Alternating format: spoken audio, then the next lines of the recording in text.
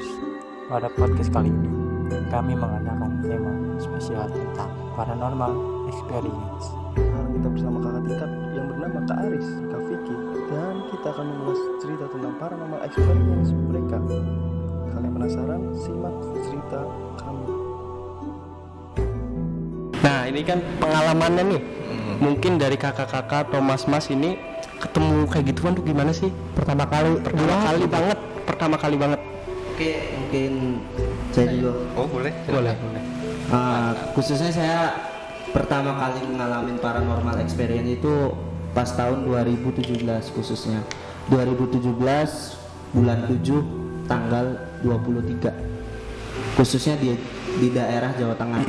Ada di pokoknya nggak mau di spesifik tempatnya di mana karena itu juga agak gimana lah gitu.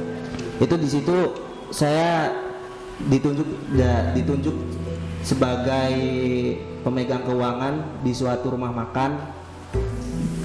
Di situ juga saya megang semuanya sih, baik dari bagian dapur dan sebagainya. Pertama kali ngalamin paranormal experience itu pas hari ketiga. Jadi ceritanya saya punya karyawan itu 5. Itu 3 karyawan itu 4 karyawan itu dari teman saya sendiri, khususnya dari Cirebon, 1 karyawan dari luar kota.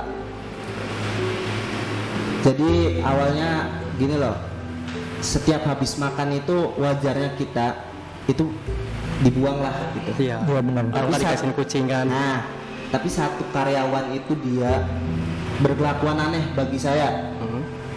Jadi setiap habis makan, kayak misalkan kita habis makan lah, kita dikumpulin jadi 1. Itu selalu dia bilang nggak usah dibuang, kasih yang di belakang, karena dia juga butuh makan. Nah, awalnya dari situ ya udah, it's okay lah, mungkin dia yang lebih lama di situ gitu. Lambat laun saya perhatiin sifat dan sikap dia, karena sebagai atasan juga kita harus memperhatikan bawahan juga dong gitu. Nggak semena-mena kita lepas tangan gitu aja kan. Lambat laun dari gerak-gerik dia mulai aneh. Setiap habis asar itu dia selalu berkomunikasi entah dengan siapa, pasti di belakang rumah makan tersebut. Mungkin sama bawaan dia, atau mungkin ya bisa bilang kalau orang Cirebon tuh besel gitu. Kalau enggak, ini orangnya Kodam. Kodam. Mungkin kodam atau gimana? Kalau masalah kodam, Tapi kalau kodam nggak sampai segitunya ya kan? dan yang lebih anehnya itu dia berkomunikasinya itu dengan ya kayak canda tawa aja, dengan kayak teman sendiri gitu. Setelah itu saya cuma nanya kan ke karyawan, tolong dong cari tahu dia kenapa, apakah ada gangguan kejiwaan atau tidak gitu. Akhirnya karyawan saya cari tahu juga, dan dia laporan ke saya. Emang dia kelakuannya begitu setiap hari dan setiap malam.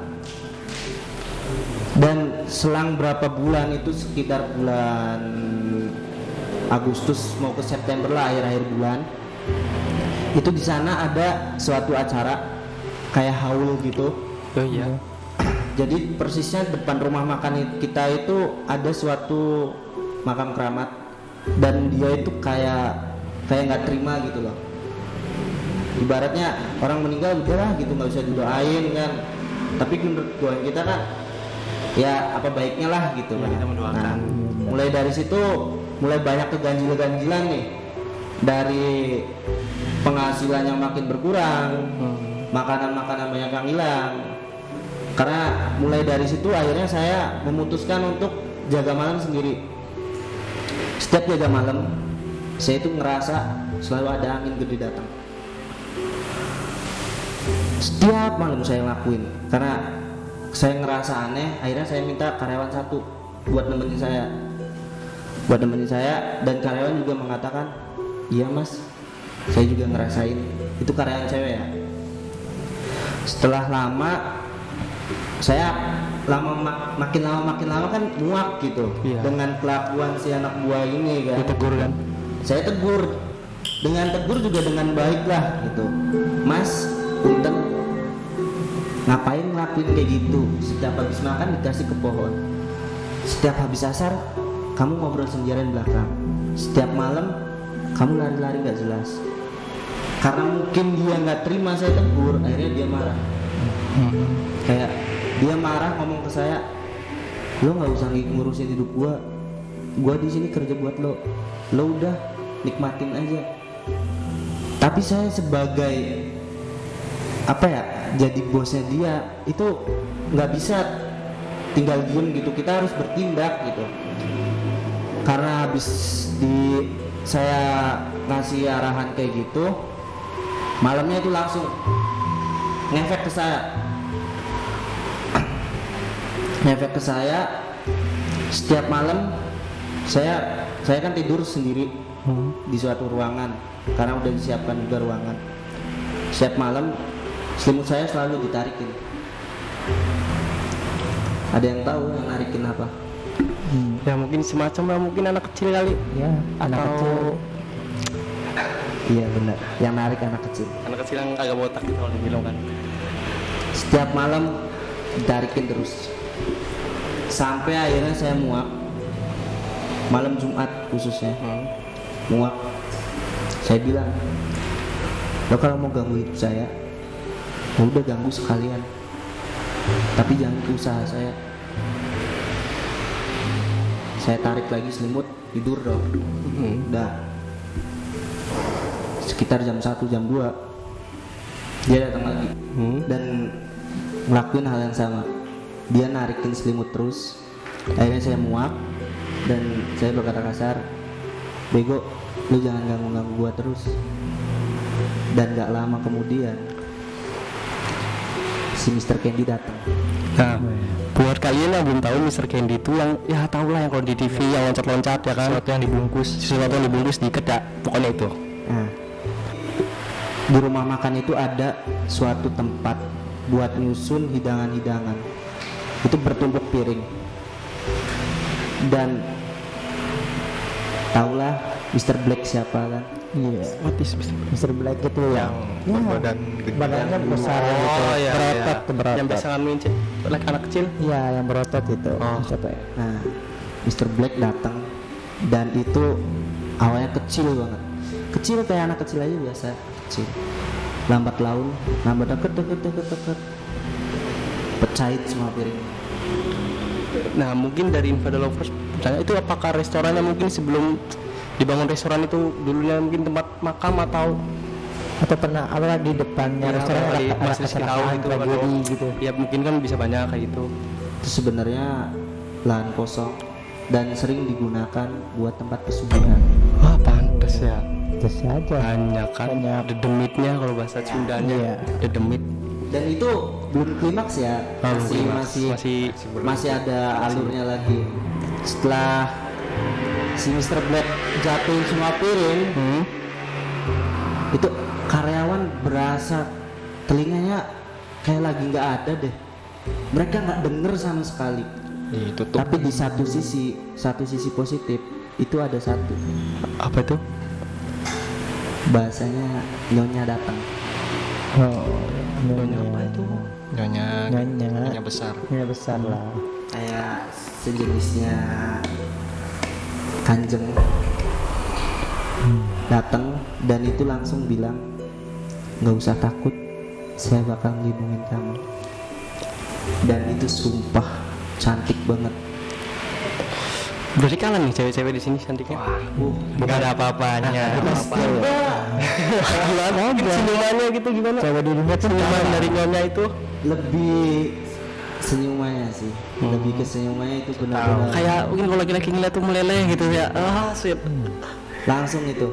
Setelah itu akhirnya saya berkomunikasi dengan pihak keluarga yang di Cirebon, Iya. khususnya ibu bapak saya sendiri. Besok paginya saya langsung nelfon bahwa saya ngalamin kejadian kayak gini. Itu langsung ibu saya dengan refleks lari ke saudara saya yang bisa. Dia langsung bilang, bang, lu kalau kagak balik lu meninggal. Sorry, berarti itu kalau misalnya kagak balik tuh dari Mas Rizky sendiri mungkin bisa dijadiin tumbal atau Nggak mungkin, nggak tahu juga bakal jadi tumbal, entah bakal jadi pengikutnya, nggak tahu. Dibawa ke alam. Setelah itu saya balik dari Jawa Tengah, kendaraan mobil sendiri sampai ke Cirebon dengan kondisi yang udah lemes banget dan udah nggak tahu, mata udah buyar. Lihat Jawa Tengah ke Cirebon jauhnya segimana sih? Jauh banget. Bukan dari Stiba ke Tiparev ya? Atau ke CSB ya kan? Starbucks. Itu dari situ berangkat itu dari jam 9 pagi, nyampe Cirebon jam 6 sore karena posisi nggak berani ngebut. Setelah datang Cirebon, saya langsung ngobrol sama ibu saya. Mah, saya sudah nggak bener. Dari yang badannya 48 Kilo. sampai ke berat 38. Mungkin bisa segini atau lebih kurus. Mungkin orang-orang bilang udah kayak mayat hidup. Udah tinggal tulang doang. Tulang kulit. Di situ langsung orang tua saya nangis. Akhirnya habis azan isya, saya langsung dibawa ke suatu pondok pesantren yang daerah saya sendiri. Itu langsung diobatin dan benar-benar di luar nalar saya sendiri. Itu ternyata benar-benar saya lihat di depan mata ada bekas 3 tusukan di leher. Itu benar-benar nancep dan keluar darah. Itu mungkin kukunya siapa itu? Atau mungkin tusukan dari mana gitu? Jadi itu si Mr. Black nggak terima karena saya marahin si karyawan si yang cowok itu. Dan yang si nyonya itu Iya. ngikut sampai ke rumah dan nggak mau pergi. Kenapa itu? Dia beralasan, saya suka dengan anak ini baik, anak ini sopan, ramah, dia nggak neko-neko, dia menjalankan apa yang diwajibkan, makanya saya suka. Tapi asalkan teman-teman tahu bahwa si nyonya itu yang kelihatannya cantik, anggun, manis, suaranya halus, sebenarnya umurnya udah 1750 tahun. Berarti saya nggak jadi suka dong. Tadinya udah suka, nggak jadi 1000 tahun. Ternyata aku kira udah jadi nenek-nenek. Hebat.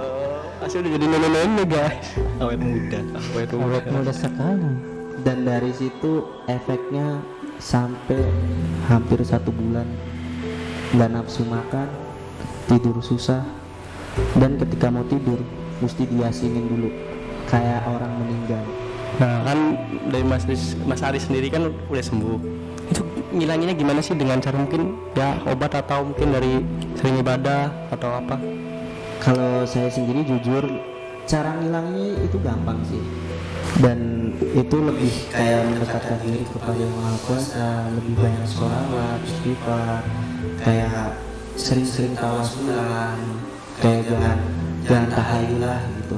Kita di dunia hidup berdampingan gitu. Jadi ya sekarang mah emang sih orang-orang banyak yang bilang udah ditutup kok mata batinnya, udah aman. Tapi kan sebenarnya mata batin itu kan, tapi kita masih ngerasa. Kalau orang udah gila ya kan.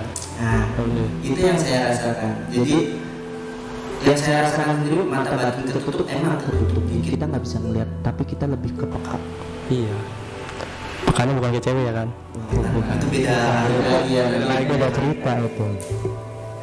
Nah mungkin saya mau dengar dari cerita Mas Vicky sendiri ya kan. Iya. Nah itu gimana nih? Senyum-senyum terus kayak Capsoden. Oke boleh, silakan. Awal pengalaman mungkin awal pengalaman tuh kelas 2 SMK ya, sekitar segituan.